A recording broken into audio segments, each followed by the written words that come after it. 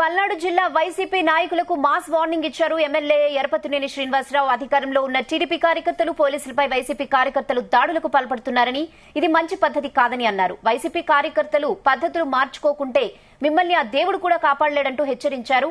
పిడుగురాళ్ల పట్టణంలో ఎన్టీఆర్ భరోసా పెన్షన్ల కార్యక్రమంలో ఆయన పాల్గొన్నారు. టీటీడీ కార్యకర్తలకు కూడా మనోభావాలుంటాయని, వాటిని పరిగణలోకి తీసుకుంటే తీవ్ర పరిణామాలు ఎదుర్కోవాల్సి వస్తుందని అన్నారు ఎరపతినేని.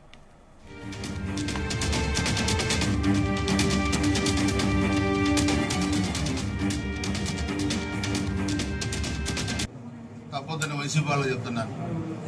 పద్ధతులు తప్పిన రోజు మీకు చెప్పుకోవడానికి ఏం మిగలదు. ఇంకా నేను సమయాన్ని పాటించేది మా ముఖ్యమంత్రి గారు ఇక్కడ అరాచకాలు వద్దన్నారు. లేదా మా గొంతులకు వస్తే మా కార్యకర్తలు కూడా ఆవేదన ఉంటుంది. అయినా మేము వద్దనుకున్నాం. 14-19 మధ్య ఒక వైసీపీ కార్యకర్త చనిపోయాడు మేము అధికారంలో ఉన్నప్పుడు. మరి మీరు 11 మంది ఎందుకు చంపారు?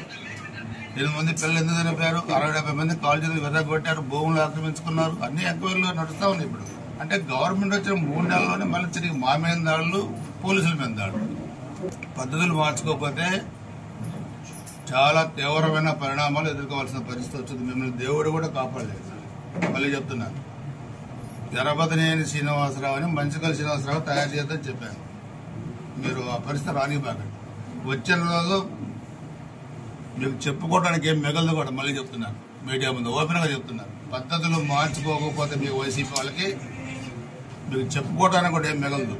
సమయం పాటిస్తున్నాం. అది మీరు చేతకాంతనంగానో ఇంకోగానో భావిస్తే మాకు చెప్పడానికి కూడా ఎవరు లేరు. ఇంకా బీ కేర్ఫుల్, ఒళ్ళు దగ్గర పెట్టి